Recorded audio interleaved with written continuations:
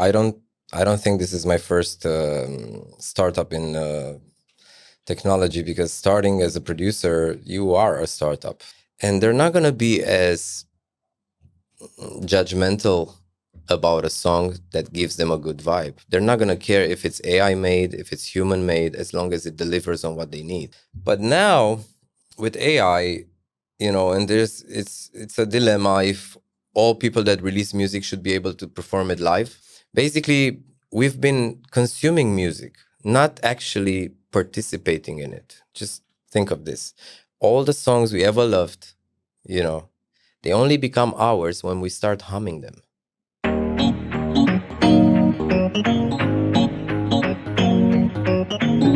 Welcome to Sweat, Tears and Equity, a podcast by Fortech Investments, where we discuss the untold truths of funding and funding startups. Our guests are founders, investors, and other players from the ecosystem who learn these valuable lessons the hard way. They share the things that they wish they knew earlier about the challenges that lie in this journey, the things that no one prepared them for, so you and other founders can navigate this bumpy road successfully. Welcome Marius Moga in our podcast, where we talk about technology, we talk about founders, we talk about VCs, and mostly we talk about building products.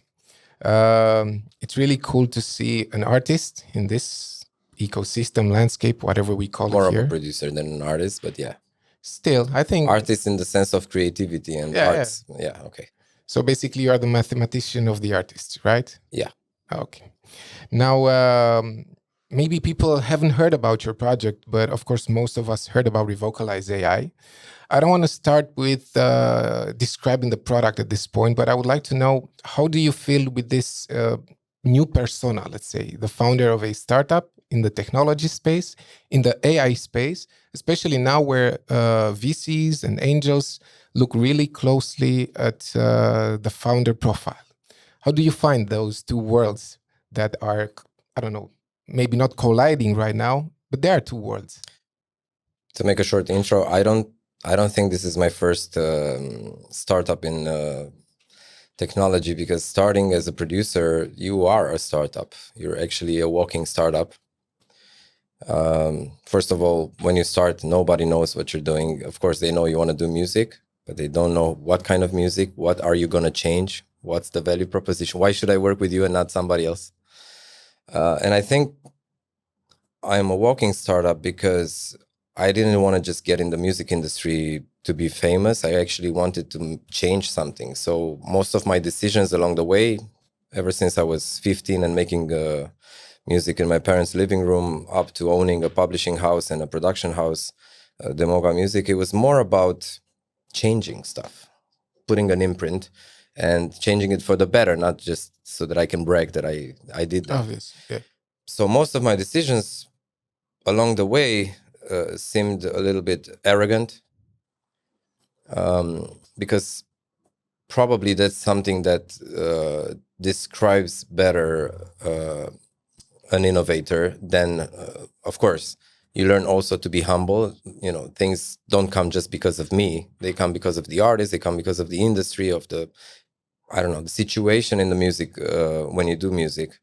But then transcribing it to the Revocalize, the Revocalize startup is mostly about making the music industry progress.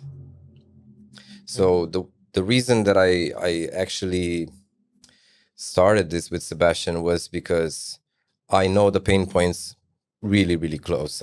They're close to my, I don't know if my heart, but they're close to my upbringing as a musician. I know the pain points in the music industry and the entertainment industry, and the rhythm in which the music industry actually evolves is really slow. That's because what you see from the outside is the artist and the idol, or the famous guy, the frontman, we could call him, in rock bands or pop bands or boy groups. But behind the scenes, there's actually some guys that have the most patience in the world, and those are the producers. It's not even the label, it's not even the artist, it's the producers. They have the most patience. And why you need patience? Because every artist is like making a startup. if it's a new artist and it comes into your studio, or a label sends him or her to your studio, you don't just make music. Everybody makes music. What you want to do, if you want to be successful, is to try to position the artist and say, okay, who are you fighting? Who are your competitors? Who are the artists that you're going to steal market? You're actually stealing some. Sounds familiar. Yeah, like a startup. It's just like a startup, because an artist, if he comes and there's 20 guys singing pop music about love songs and stuff like that, and you're trying to be the 21st, it's going to be hard to position yourself as something better than the other 20, which people know already. They can vouch for them. They know some songs. Why would they care about, becoming your fan? So I think it's about, there's a really short span, to make a comparison. There's a really short span in our lives, even yours and mine, where we accept new artists and new music. It's probably between, I would say, 10 years old up to 25, a maximum of 30 years old. And after that, it's pretty hard for somebody to crack your music dome. You're not going to... and portfolio. Well, first of all, it's because then you start working and you start climbing the vertical ladder of society, and so you don't have time to create new memories anymore. And music, what it does between 10 and 30 is that it's a perfect soundtrack for you to create memories. You go out with friends, you go to parties, you go to, I don't know, school is on your nerves. You have stuff you have to learn and study for. Music is a background. Sure. A good background for your memories. I totally agree. But you said, I totally agree with this part. I guess music is about youth culture. And this is the reason it is about youth culture. And that's where the trends come from, because you're more open to listening to new artists, to new genres. Yes. And then at some time, at a point in your life, you hit a wall and you say, do I need to listen to I think it's a differentiator from your parents. Could be, but I think new generations... I used to listen to the music my father used to listen to, up until one point at which I was like, but he's older than me. Like, I'm, Yeah, I get it. So I need to find my own artist that I listen to. Be my own identity. Yes, my own identity, not to borrow from somebody else. Not only parents, but like grown-ups around you while you're growing up. And the main reason why you still have big artists from the 80s even touring around the world, it's because the people paying tickets for their shows, they never accepted other artists, and they kept waiting for Iron Maiden to come to Romania. I know. Yeah. And basically those bands are not hitting any tops, any billboards right now, but they have huge festivals. In physics, it's called inertia. Yeah, true. Inertia, cool. It doesn't apply to all bands, but to the bigger names, it usually applies. There's also bands that kept it up, like U2 always try to, I don't know, mingle with the urban world, making a cover for with Mary J. Blige. Yeah, but they are stuck in a contract in Las Vegas right now, and they are not doing. It's called a residency. And it's usually an exit plan. Yeah, sure. Still the resemblance with startups, right? Yeah, there's Adele is also in Vegas, and it's an exit plan. Cool. Celine Dion was there for quite some time. You said something really interesting. You basically came up during the 2000s era. Yes. And you were the first, let's say, producer that was going mainstream, because up until you, we didn't hear about producers as a community.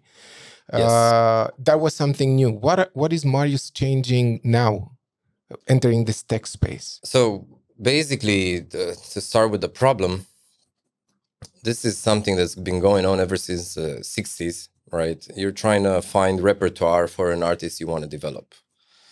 So what you're doing is you're going around and asking composers, producers, songwriters, hey, give me all you got. I need the best songs. I have this talent. He can sing anything. Give me the hits, show me the money. And labels usually, and managers for artists, they want the hits, because otherwise, why would you invest in just nice music? Everybody does nice music. Music is nice by default if you don't screw it up enough. Yeah. So people are looking for the viral songs, even in the 60s, even in 2024. They're looking for a song that could, be on everybody's lips and playlists. what they have a problem, we have a problem in the music industry, is that finding that song that would break an artist, it's the most difficult part of a career. To give you an example, I don't know, let's talk Michael Jackson, for example. What was the song that broke Michael Jackson after the Jackson's 5? I think Beat It or Billie Jean or something. Yeah, like that. one of those. But see, it's like there's songs that you remember even 30, 40 years later. Sure. It's because the match between the artist's voice, the production that Quincy Jones at the time did for him, the words that came out of his mouth, even the videos and the whole culture with MTV existing and giving him an opportunity to express all of it together. It's exactly like in startups. Like if you do an idea for a startup and it's too much ahead of its time, it's going to fall on its tail. Stick, right? It won't stick. And also if you do it long after everybody's done it, you're just a follower of something, you know. Yeah. You could as well call yourself an unauthorized franchiser, you know. But mainly the big artists that, you know, became big, they became big because of a right song that broke them. So to talk about Revocalize in comparison, the pain point was actually Michael going into the studio and recording maybe 40, 50, 60 ideas, you know, studio time every time, paying for the engineers, paying for the studio time, pre-mixing it. Especially back then when we... Oh my God, it was so much more expensive than now. They used tapes. I know. And analog was really expensive. I mean, people don't have an idea. Even in movies, back in the time when they were shooting on film, right? So it's a lot of expenses to find the take.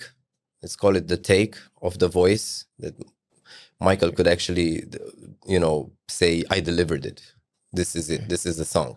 So all those ideas, and I'm talking, if you multiply it by the number of artists in the world, and you imagine each one to find 10 songs for an album, usually go from 50 to 100 songs they cut. Okay. Cut meaning they record, right? Yeah. It's an industry term. Sure. That's a lot of money. And time. It's like going to the Vegas, because you said Vegas. It's like going to Vegas and being willing to lose 90 roulette spins just to win, or 99 roulette spins just to win the number 100. And that's what they would do, and that's what happens today. Like I have a friend that said he's working at Rock Nation, and he said Rihanna gets around 5,000 demos per album. Wow! Like who's gonna ever listen to those demos, and who are the guys paid enough to actually play them on repeat until they feel that one of them has the potential to be, you know, the heavy rotation hit? It's pretty much a gamble. And the people in the music industry that do this selection, besides the artists, right? They're called A&Rs. It means artists in a repertoire. So this guy, the A&R, he's paid to actually discover hits. So he's going through the demos. You know, one demo is with a guy from, the demo singer is a guy from Nashville. The other demo is a guy from LA. The other demo is a guy from New York. Somebody from Tokyo sent something in. A guy from Romania sent something in, you know. And you're trying to imagine how Rihanna would actually sound on that song. You know, and then you choose from the 5,000, at least 50 that you go, we need to cut this because I don't know.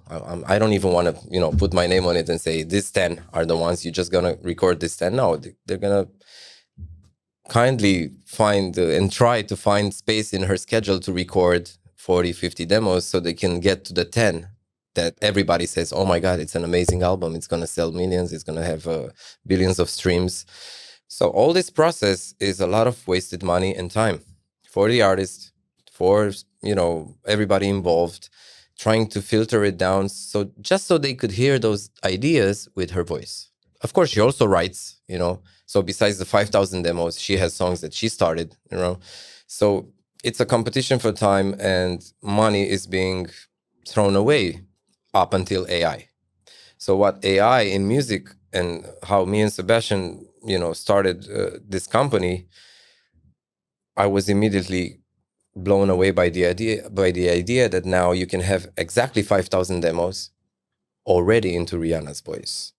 So the decision of what fits her, what could work, it's so easily done now. An A&R, the selector, right, that selects the music, doesn't have to put his hand on a couple tens. He could just listen to all 5,000 or spread, to the whole A&R team and say, okay, you get this 500, you get 500, come back with the best 5 out of this 500. But they're all already into Rihanna's voice without her stepping into a studio. And that's what, excited me. I think you think, okay, so AI comes, it strips away all those days, months of studio recording time and money spent. And then what do we get out of it? What you get is a better selection for Rihanna, which is good. Also, we as a public, we get better songs. So will you be able to, we the listeners, could we listen to all those 5,000 demos with her voice, let's say? I don't think any A&R would want to release 5,000 tracks by Rihanna, but sure. But I think you're building a potential new market. But the blue ocean here is that the rejected songs, right? True. The rejected songs, I could brag. I can't brag that my song made the album because it got rejected, right? But I can brag that I pitched it to Rihanna. Okay. Right? So if it got that close, that one A&R from Rihanna gave it some listens and then decided, I don't know, it's still a song that got on the table. True, but it is a subjective decision-making process because that's what me and Sebastian identified in the whole music industry, that it's very, very subjective. I mean, the A&Rs that are appointed to do this, they're still human beings that are having their own musical culture, musical background. They see Rihanna in a certain way, of course, right? Of course, they make a strategy. We want the new album to have a bit of rock, but you have a blueprint. Definitely, you have a template. But it's a subjective decision. True. Even Rihanna's decision could be, and I'm giving Rihanna as an example, but it's every artist around the planet. It's even artists from Romania, like Andra or Smiley, like they have the same issue. They're gonna go in the studio and make 40, 50 ideas. They have to decide on 10. How do you decide on them? It's still a subjective decision. Now, in the future, what you're implying is that now Rihanna doesn't want to go on the A&R's bet, and she doesn't want to go on her own bet. So what she says is, I empower the community. I'm gonna ask my community of 50 million or 100 million followers. I'm gonna give them 1 week only. Here's the 5,000 tracks, all in my voice. Please vote them. Which ones do you want on the album? And then. But I think this is amazing. I mean, isn't this progress at the end of the day? Yes, we're changing the status quo. It is. That's why I got excited and I stopped for a second, and I've almost never stopped making music. But last year in April, when we decided we're gonna do this, we both stopped what we're doing and we just did Revocalize. Yourself. Because otherwise it would have been like a nice idea, maybe one day, And there's not a lot of competitors on singing AI. That's what's good to mention. I mean, we identified around plus minus 10 companies, that are worth looking at that do this. And out of those companies that also have a co-founder as a musician, almost none. So I think the advantage in this market, it's kind of big. It's hard to emphasize it in a 50 minutes podcast, right? But I'll give you a few examples. So this is one problem we solve. The time and the money saved to check out those demos if they really fit the artist after you've made the artist record them, right? You don't no longer have to do this. But then when you go upscale and you go to publishers, which publishers are, let's say, the intellectual property administrators of songwriters and producers, and the labels, they have this relationship where the publisher pitches, almost like in baseball, they shoot arrows at the music label, goes like, what about this for Justin Bieber? What about this for Selena Gomez? And then also labels have A&Rs, the same, like publishers. And they go, okay, so which one should I choose? They're bombarded with information, with new songs, right? So what this solves is now the publisher can say, look, here's the demo. It doesn't matter who the voice on the demo is. It's not close to Bieber, or it's not close to Usher, or it's not close to this, but you can listen to it in all of your artist's voice. Okay, but still somebody has to record that. No, nobody. Song? I mean, yeah, the songwriter, but that's something that already happens when we create the song. I'm in the studio. I could be myself. I want to write a song for Andra, let's say, right? It could be your voice, but then it will be rendered as they. Like if I have a relationship with the artist and the artist knows my voice and I know my voice, 90% of the time it sells the demo. It's because of my delivery. Okay. So you're not buying notes. You're not buying lyrics. You're buying the whole thing. I'll give you a good example. Again, I'm going back to Rihanna. It's her day today. But there's a story about diamonds, right? We all know diamonds in the sky. Of course I know this. So they the A&Rs and the management, they were like, oh my God, Sia just wrote a hit and we want you to record it. You know, Rihanna was like, okay, fine. She went into the studio, but she cut it like her, you know, without respecting 100% Sia's delivery. What Sia's delivery had on that song is she was dropping a little bit of opera singing in it. Like she would go, diamonds in the sky. And Rihanna didn't do that when she cut it. She was like, she just did it like, you know, it's me, it's Rihanna. Like, I'm not going to copy somebody else. But then what happened is they would send the recorded demo back with her voice, and the label and everybody was like, we don't like it anymore. But we paid it. Why did you pay it already? Well, to put it on hold. We don't want anybody else to get this demo. We want you to get this song, but now it's not the same. And so they had to ask her kindly, you know, respecting her evolution and everything, can you go back and recut the demo, but can you please do it like Sia?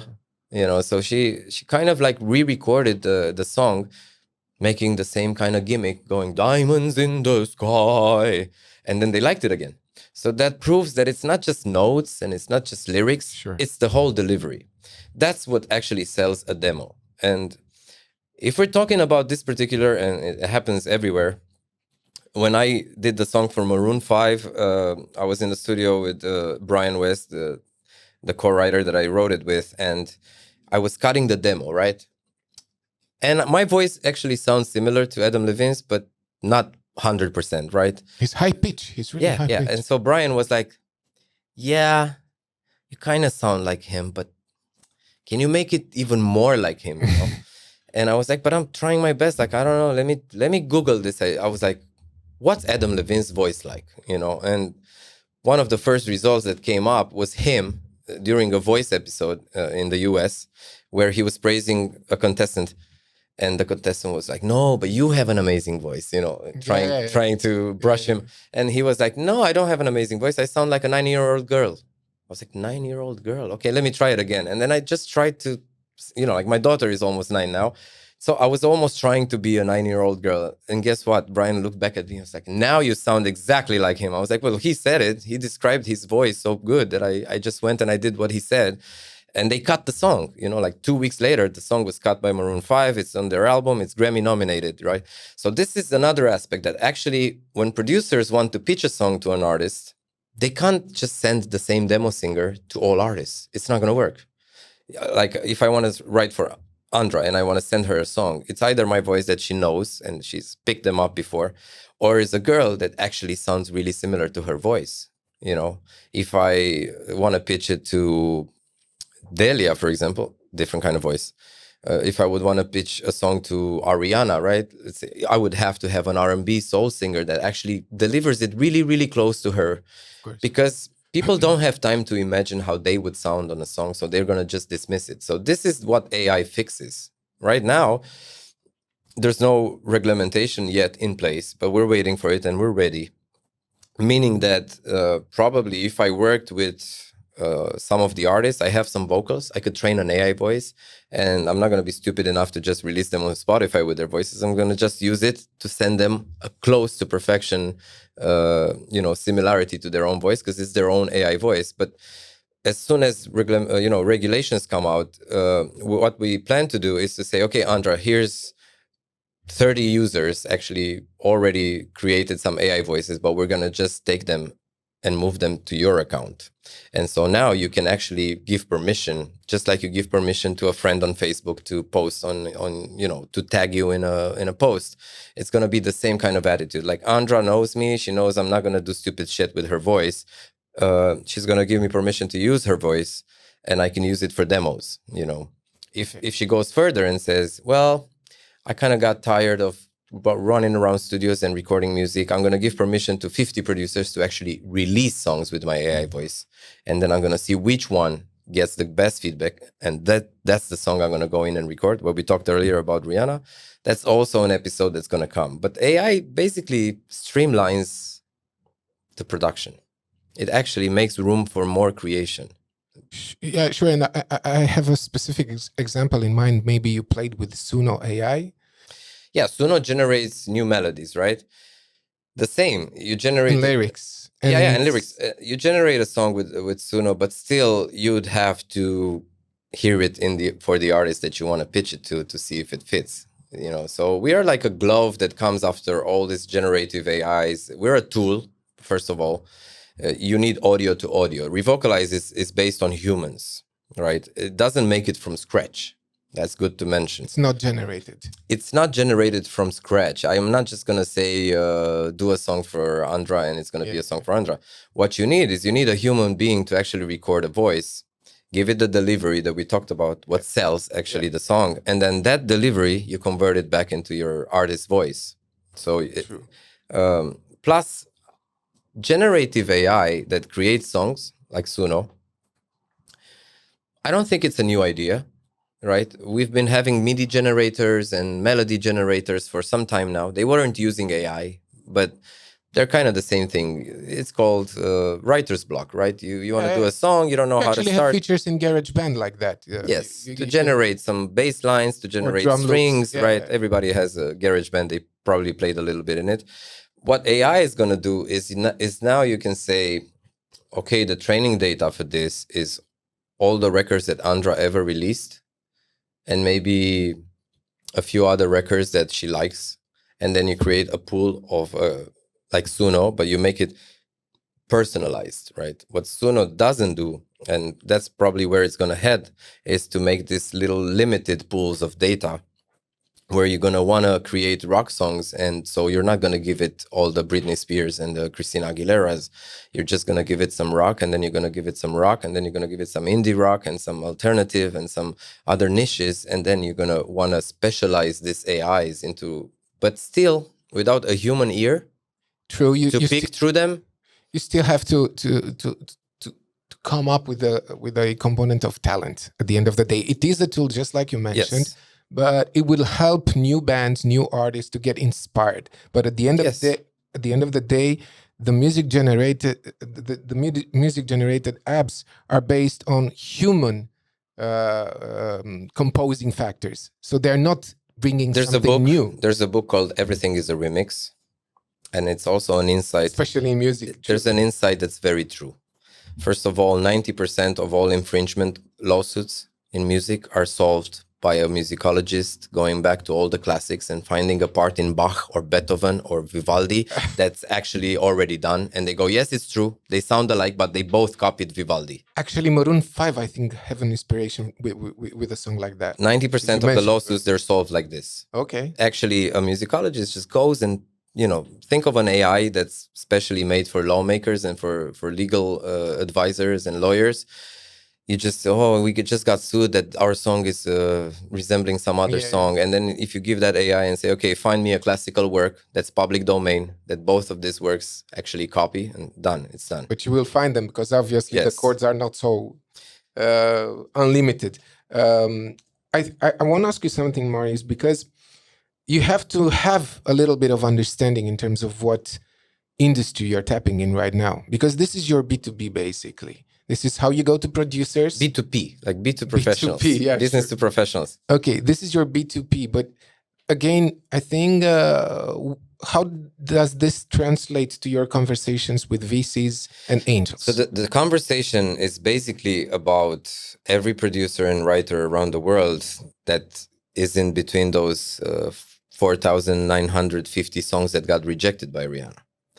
We think actually, because so many people want to try music as a career. See, the music industry is not so much about the ones that make it, but about the ones that try. How so? Well, I'll give you an example. Back into the 2000s, when I started writing music, I worked with a lot of artists that I've never seen having a career. But then 10% of all the guys I've worked with have a career. So that means 100 people try to make a career in music, only 10% succeed. So there's a lot of music that's made like a wishful thinking. Cool. That's why producers are so many around the world today, because in every neighborhood around the world, there's going to be one guy that wants to be the artist and one guy that wants to be the creator for that artist. You don't know if they're going to make it, but they're still going to make some songs and release them on Spotify. Even if in 50 years from now, they're still going to have only 100 plays.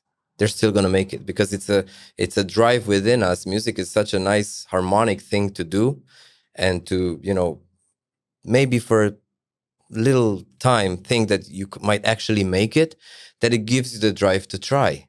How does Revocalize tap this space? Because when we met, we talked about this is something that's called dusted tracks. We call them this. Those are songs that I write for some artist, and he says, I don't know if it's for me. I maybe try it with the second one, and he says, I don't know if it's for me. And then I tend to analyze those two feedbacks, or 3 or 4, and consider that the song is not good. But that's not actually the argument that I should take in consideration.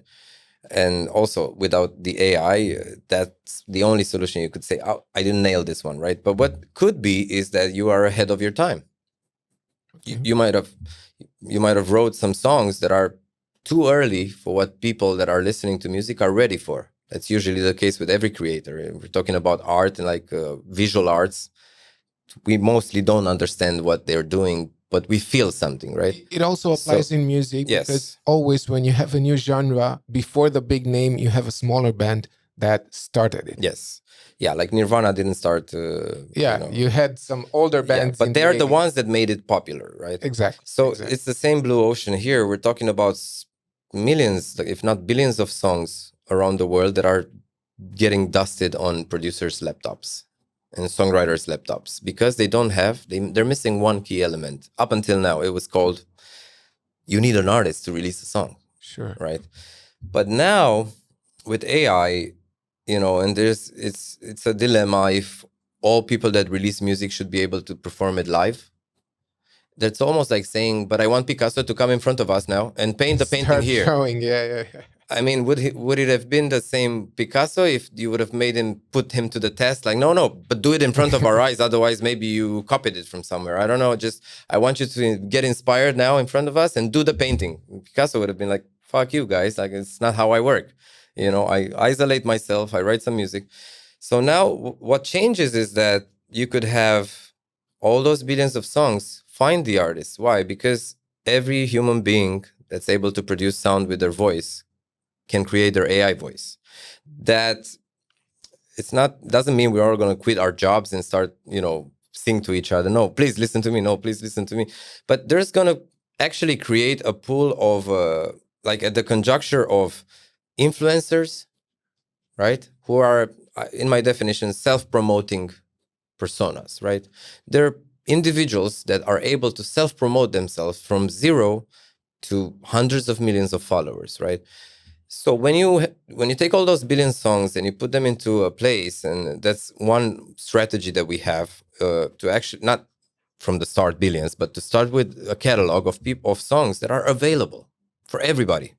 You could take one song from that library, render it into your own AI voice, and if you also have the means to promote it and to get it to a certain number of plays or to a virality, right, across social platforms, then most of the people would think it's your song, even though they know you're not a singer, but you're the guy that gave it voice. You give voice to things, right? That's an expression in English, to give voice to certain...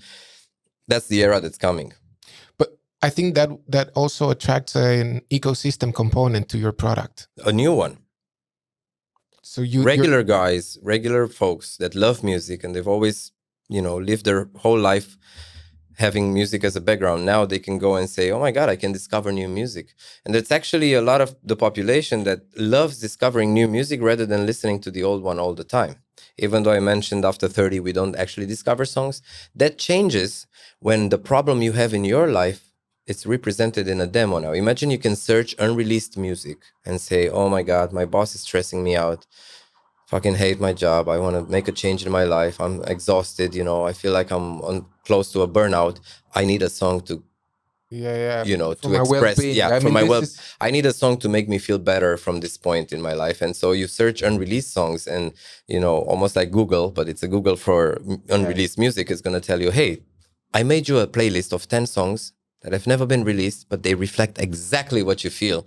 And trust me, when it's put like that together, you have a better chance for that guy to discover new music because it actually resonates with what he feels right then in his life, compared to listening to Teen Spirit when he's in his 40s, And it becomes relevant, and also it is a therapeutical process in itself. I mean, I love the use case. Listening to music. I actually saw a guy, I forgot his name. maybe you remember, Modeline. There's a guy now that actually has a song. It's full of curses and stuff, but he goes something like "F my job, F my boss. I'm not gonna go to work on Monday." I saw it on TikTok. It's trending because that's the like the I don't know how to call it, but the path was always that. As a teenager, and you heard Teen Spirit, and you go, "Oh my God, these guys know exactly how I feel." Yeah. And then maybe you're an American girl back in the 2000s, and you hear Britney Spears, "Oops, I did it again," and then you identify with that. And so music has always been that, but the way to get to the artist and to what resonates with you was a longer process. Media would have to push more artists. You would have to pick one that actually you resonate with. Now we're gonna get to an era where you're just gonna go, "I feel like crap. I want to feel amazing. I have a lot of shit to do, like work. I want a song to express this or a playlist to express this." And you're not going to be able to find that in released songs. You're going to find it in unreleased songs. And you give them voice. They're all in your voice. So what's actually mind-blowing about this, I have an analogy for people watching and wondering, okay, what's all this blah, blah, AI, music, the guy's taking us into all these places. But I have an analogy. Like, would you be able to fix your hair in the mirror in the morning and fix the clothes on you to look good if you would see Adele's reflection in the mirror instead of yours? If you would see your father's reflection in the mirror, if you would see Justin Bieber's like if you see a friend's reflection in the mirror, if you see somebody else and you're trying to fix your hair, how would you fix your hair? Basically, we've been consuming music, not actually participating in it. Just think of this. All the songs we ever loved, they only become ours when we start humming them. Even if we do it badly, wrong, and we're off key, we have a few drinks and then karaoke starts and we murder Teen Spirit. It's nothing like the original, but it's only the moment you start to sing that song and you start to express that song that you actually consider it yours as well. Otherwise, you're just a consumer listening to something that some other artists created. But the moment you start humming it, you start jump around and missing notes, but you're actually expressing it, that's when you feel it's your own as well. So that's the new era that's coming, where I'm going to wake up in the morning and Revocalize. We're actually working on an MVP for this. That's going to be like a Spotify in your own voice. You go in and you say, okay, I feel like I'm going to light up a Cuban cigar and feel like Frank Sinatra. Okay, I want my way, but in my voice. Okay. Okay, I'll switch it up. Now I want to hear Teen Spirit, but in my own voice. I want to hear all the songs that have marked my childhood or teen, ages. I want to hear them in my voice, because that's what we really want. We actually want us to sing those messages because we identify with the message. Of course, Adele is Adele, and we still respect the artist, but then why does karaoke exist?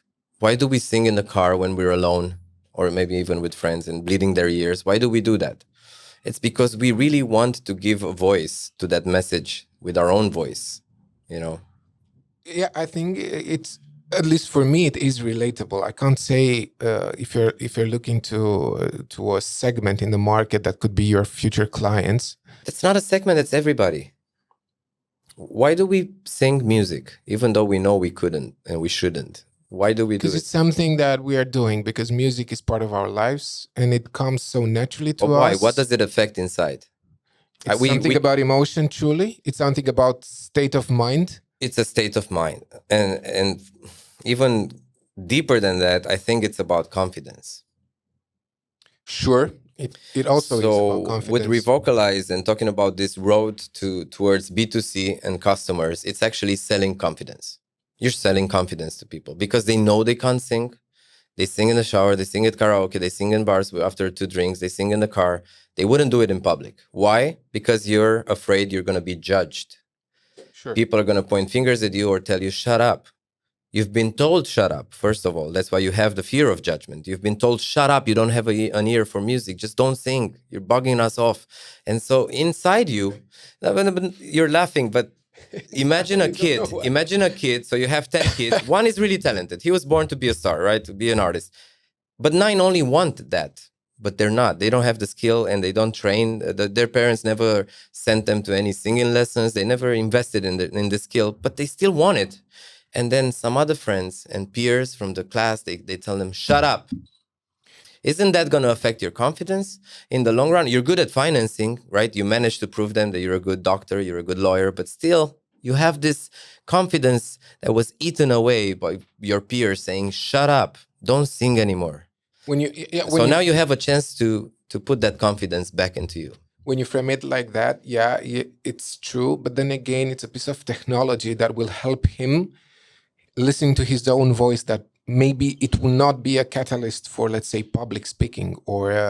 I guess it will. If you ask me, it will, because it's the same example. If I fix my hair in the mirror and I see somebody else, I'm going to do an awful job. But if I look in the mirror and I see myself, I'm going to be able to, That's nice. Okay, cool. It's not the greatest hairstyle, but at least I know I fixed it a little bit. So what we noticed is that when you're trying to sing along to Adele, you're already starting from a non-confidence position, because the woman is like one of the greatest singers. She has a powerful voice. She goes, hello. She vibrates. Her range is amazing. The range and the vibrato and the deliveries, you're like, I'm a little lamb here trying to sing with Adele. But when you hear your own voice, suddenly you go like, oh, so that's how I should produce that sound so that I could reach those notes. But is that his own voice? It is. It is, because see, if you train an AI, let's say I want to train your AI voice. Yeah. If your vocal range is from C2 on the piano to C3, 1 octave, you don't have nothing higher than that, nothing lower than that. Yeah. If I give you a Barry White song, it's gonna glitch because it's not in your vocal range. So what we're working on is to actually automate it, to automate the transposition of any song into your vocal range. That means Adele is gonna sing it in her key, but when you listen to the song, you're gonna hear it maybe pitched up 6 semitones, because that's where your voice sounds good. So then any song will sound good in your voice. Basically, you are changing the song pitch, not the voice pitch. The song pitch. I'm changing the voice timbre. First of all, it's yours with all your pronunciation and breathing even, right? But then I also transpose the song so that you feel like every song fits your voice. You're not going to be wondering why I can't sing AC/DC Thunder, because the guy goes, thunder! You can't do that. It's going to be thunder, where you can actually sing it. Okay. So I think it's an era in music where the experience of listening to music is going to change a little bit. You're not going to feel... it's not going to be I don't know how to call it, an inhibition because you're listening to a powerful voice and you don't have it. It's going to be like, I can sing all these songs. I guess all I had to do all this time was transpose them into my own vocal range. Oh, that's how I sound when I sing this song. Now I can, if I sing along to it 1, 2, 3 times, if you let me play it in karaoke, you're going to definitely sing it better. Okay, sure, because you have a background. Even big artists, when they come in the studio and they want to cut a demo, they try it and they go, but the chorus is too high for me. Can you pitch the song lower? Like I needed at least 2 or -3. And so you pitch the whole demo and then they can deliver it.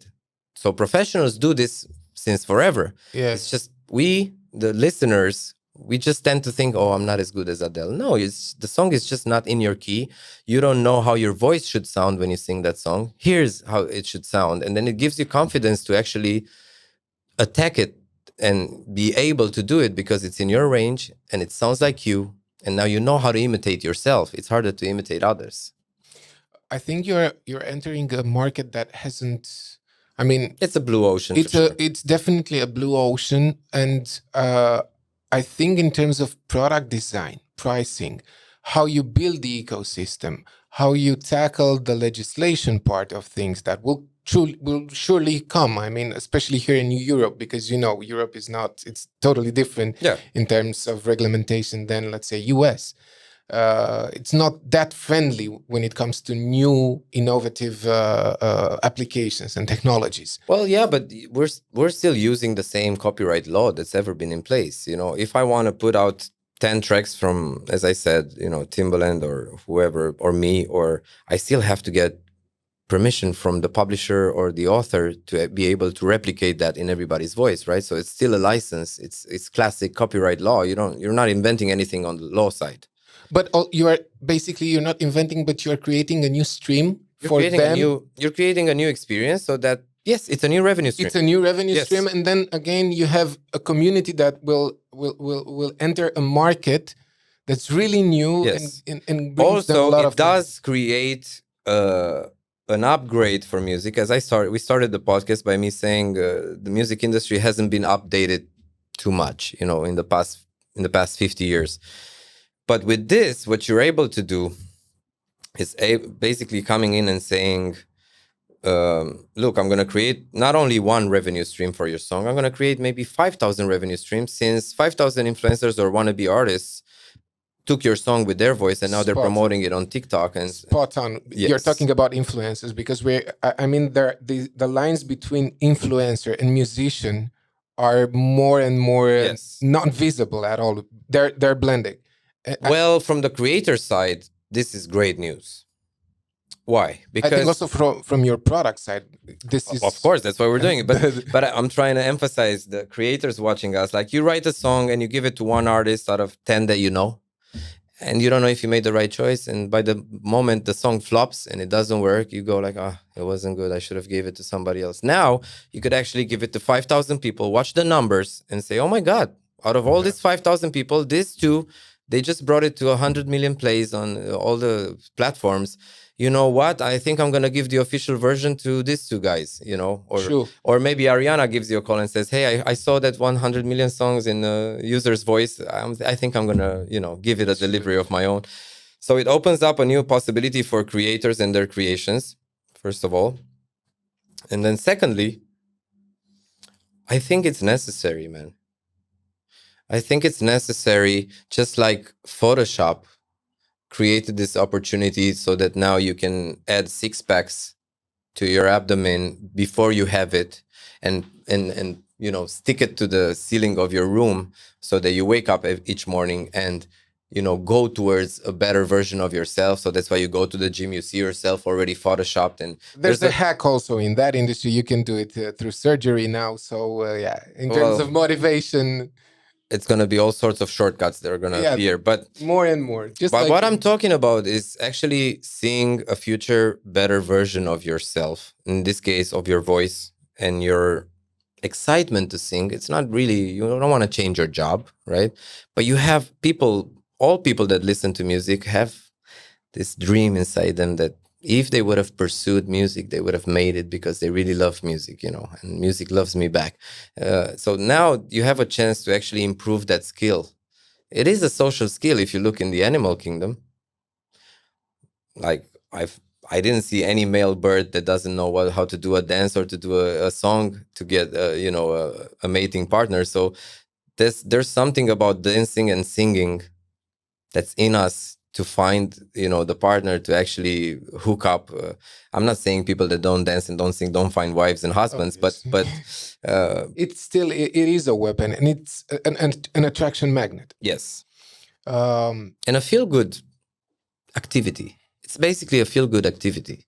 I think still there are some profiles, some personas that are really not drawn to this, let's say, type of activity, or it's really hard for them to get in the mood. And it's obvious that you can help them because you put them in that scenario.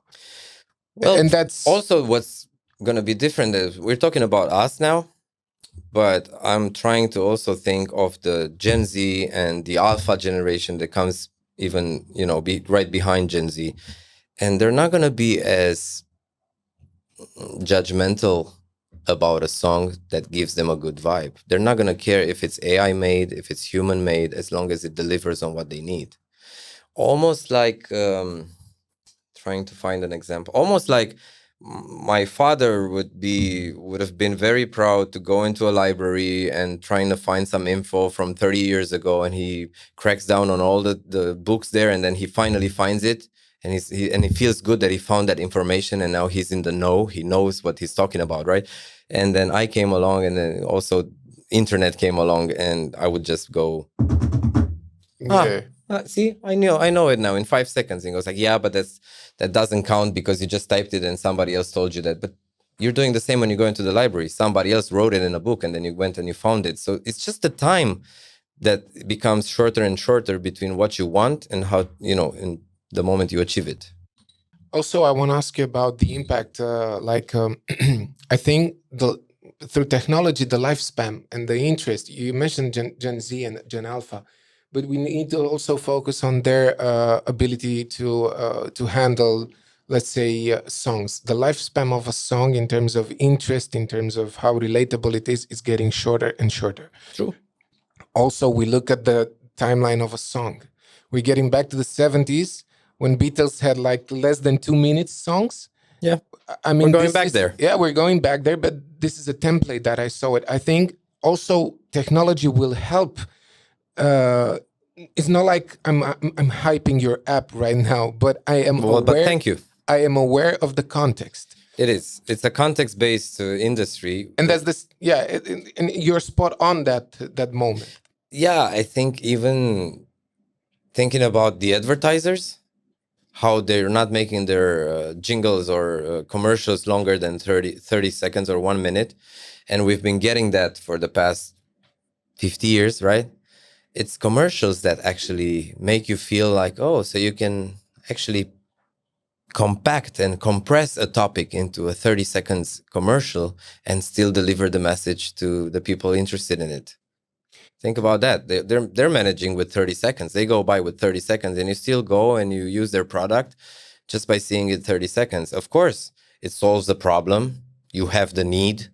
They show you that it's so easy to use their product and they put a nice music on it and a face so to validate it, right? It's kind of the same as music. Yeah. And they get by with 30 seconds. I mean, Super Bowl. I don't even want to know how much 30 seconds cost during the Super Bowl, but that's the... Yeah, it's a trend, and it's obviously here. Probably this will dilute a little bit of the art form. It could be because you're empowering everyone to access a skill that it's not I don't know, so widespread. Every time you multiply the content, the form is going to be diluted. Yeah. But you'll have the naysayers and you'll have the backlashes that that are talking about how AI is disrupting art in its form, in its essence. Yeah, but to make an analogy, that's almost like Neanderthals making a symposium with all the tribes of Neanderthals saying, what are we going to do with the sapiens, guys? Yeah, I mean, these are angles, There's always angles, but there's a limit between a tool, right, and a whole shift in thinking. Once you use the hammer to break down the mountain to find gold, that's better than actually trying other rocks against rocks, right?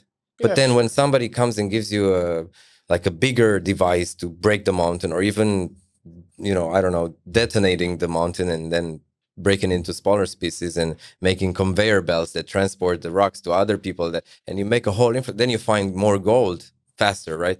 So it's a matter of how you see inventions and innovations from your family and friends and cultural background. It's more of where you want to position yourself. You're going to be the conservatory, the I don't know how to call it, like I guess it's a traditional thinking, right? Yeah.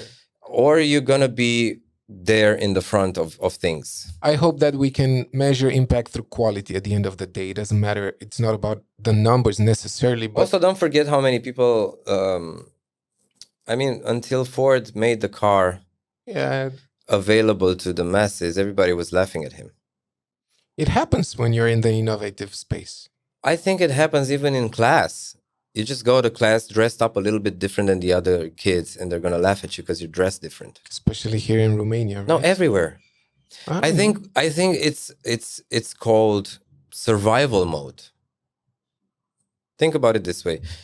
We're not in modern times. We're back in when Homo sapiens we're just figuring out what we're going to do, and we were tribes, and then you wanted to know who's on your tribe and who's on the other, who's coming from a, I don't know, enemy tribe, right? So if you suddenly see somebody in your tribe dressing otherwise than the rest of the people, you're going to be like, who are you? Well, no, I'm from your tribe, but I just tried a different outfit. What are you talking about? Yeah. We need to identify you. Otherwise, we're going to kill you. Are you stupid? Just dress like us so we know you're ours, So it's a survival instinct to actually conserve what worked, But that doesn't mean we have to forever stay stuck in time. Sure. I think we need to look at I don't know, evolving from where we are, and I know that this impacts society at all levels, not in this specific industry in music. I mean, we're talking about disruption in the AI field and how this will translate into roles, into human input. And I know it's the normal talk that. Since you talked about roles, you said roles. I think this is what music is. I'll give you an example. So you have big major labels like Universal and Sony and Warner, and they have big idols, worldwide known, right? From whoever to Taylor Swift to, Katy Perry to the big names right now. Yeah, big names, right? But then what are you going to do next month when you have a special event in your life and you want to throw a wedding because you just decided to get married? You can't afford to ask Beyonce to come sing at your wedding, correct?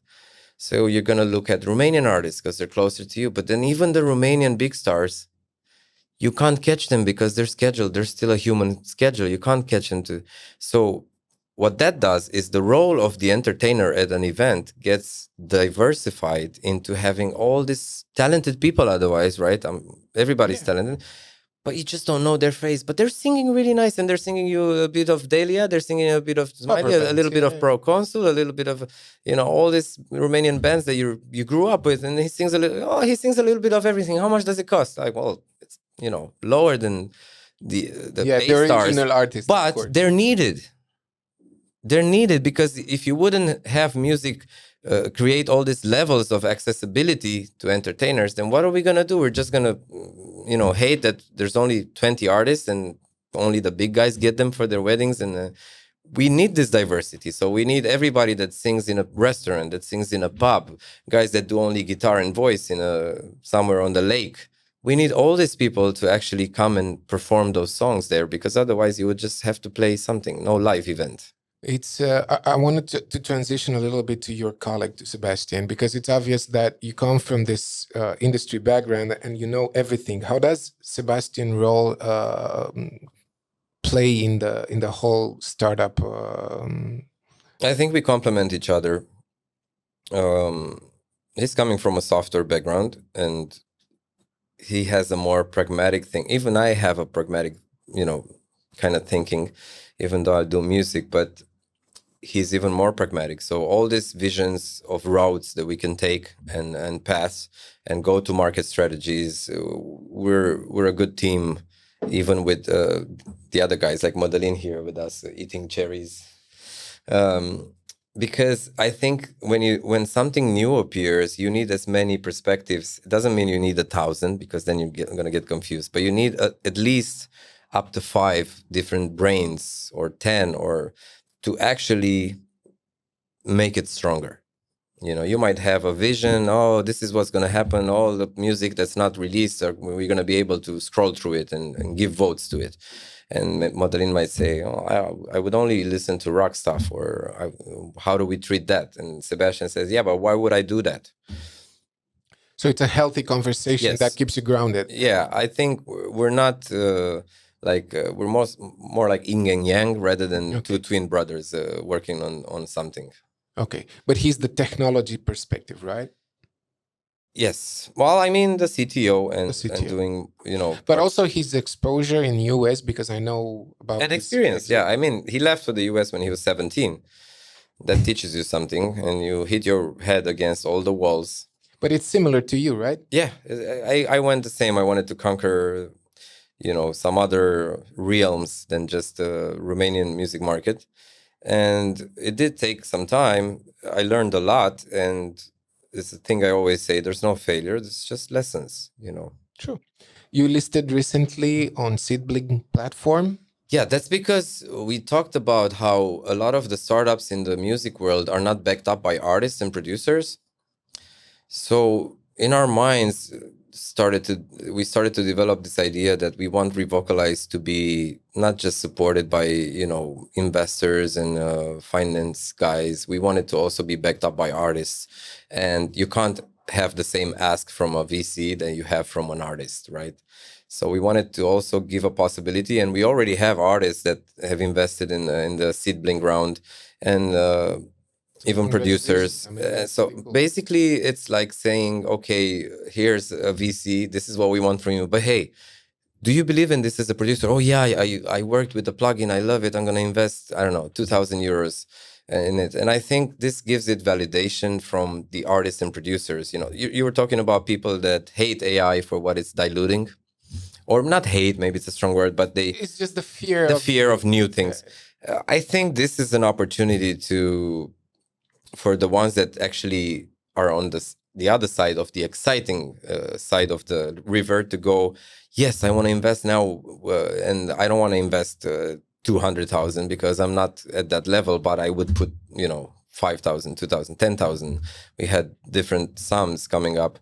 And I really love the idea of other people joining in on the dream, that it saves you time in the future. It saves you, it gives you a better selection process of your own songs, even for new artists, right? You want to create a song, you're from Cluj, you found a producer in Cluj, let's say, how many times are you going to go to the studio? And he's going to write a song for you. And then if you like it, you buy it. And if you don't like it, you don't buy it. But if you can visit his studio and he can play you 50 ideas that he's created over time in your own voice, you're going to know exactly which one you want to cut and you want to release. It's just going to make life a little bit more easier for everybody. Yeah, sure. Because again, we're getting to faster small products for the industry. I mean, you can take 50 renditions. It's an easy process. It's an easy decision making, and that's the value that you're creating. That's the value that you're adding. Then again, I know there's also an industry that you're creating products for. It's the DAW industry. So it's not, even if I'm a producer, but I can somehow use your technology in a song, that will also give me perspective. I don't want to, maybe I'm not part of an ecosystem. Maybe I'm not part of end consumer or viewers, but still it will create value for me. But it's also, it opens up a door to something that's already been used. I'll give you an example. Compared to Michael Jackson, who was a very good singer and also a very good dancer, not everybody has those both skills. So sometimes what you do when you have a big artist touring, because he's not a great dancer, but he kills it on the voice, right? You hire dancers behind him, correct? So you're complementing his skill with some other skills so that you fill up the stage, so that you offer the people good entertainment, right? Now, when we're talking about music, there's people that I've worked with, right? Here, LA, everywhere. Some of them are really technical. Oh my God, they do all these inflections, they do all these little runs, vocal runs, as they call them. But the timbre is not something you would listen to on a heavy rotation frequency. On the other hand, I've worked with artists that, they don't have a big vocal range. They don't kill it in how many seconds they keep a long note singing. They don't have as much technical ability, but their timbre is just nice to hear. So you're able to listen to a song 10 times a day and not switch the radio station. These two can now be complemented. You can create an artist that uses the technicality of one to do the technical stuff, but use the timbre of the other one that's actually ear candy, right? And a new kind of artist, a new kind of breeze will come up. Well, let's put our forces together. Okay, super vocals, but not for the live thing. Even though we're working on a live version for it, and we're really close. Yeah, it's freaky. So you sing and Autotune 2.0 or you sing and you hear yourself as Andra, and we're thinking about a marketplace where you can actually just pay licenses. I'm a wedding singer, but every time I get to the Smiley song, I'm gonna pay a little license to Smiley, and I'm gonna use his timbre. I get to Andra, I'm gonna pay a little license. And can you work through the latency? We brought it so close to, like, now it's under 200 milliseconds, which is almost workable there. And it's a matter of mixing the right hardware with other software stuff in terms of limiting the predictions the AI is going to make. But this is cool. Yeah. And I see the use case. It's really obvious. You don't have money for Delia, but you can have you can have dedications from the guy. And still And still, I see the link of new streams for artists. Yes. So this is another and new one. streams of revenue. Yeah, I think whoever has a popular voice today, that AI has will make money without singing. Yeah, true. What's next for Revocalize? Because you're looking at also new modules, as I see. What's next in a timeline? Let's say this year, end of year. This year, end of year, we have one goal. We want to actually capitalize on producers using our product and independent labels, even talking with some major ones like Universal. And we want to get to a critical mass of a few tens of thousands of users that are using it and paying for the product. And we've noticed that it became a must-have for the ones that tried it. And that gave us a lot of confidence. There's one thing to maybe know about AI voices, and you didn't know you need them, and now you found out and you need them. The others are the ones that already know they need them, and they're looking it up. And I think we're doing a great job on the audio plugin. On the audio plugin that we released, we're first around the world. Everywhere in the world you type audio plugin AI voices, it's going to show. The first unsponsored link organically is Revocalize, which is just a really good thing. Are you tracing numbers here? Do you know how many producers are using the VST? Well, I think it's up to 10,000 now, active users. Most of them from the US. Okay.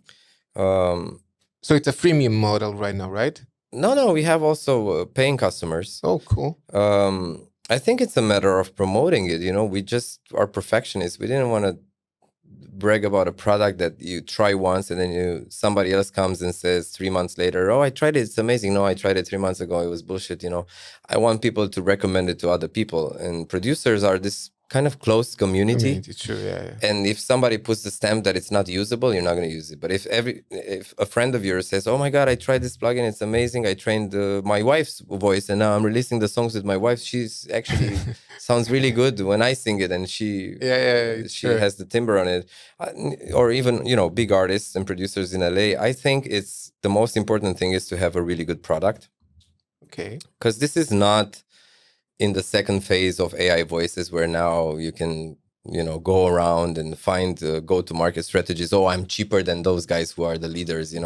This is the moment where you can stand out by having a really good product that people would use for releases, like actually official releases of music.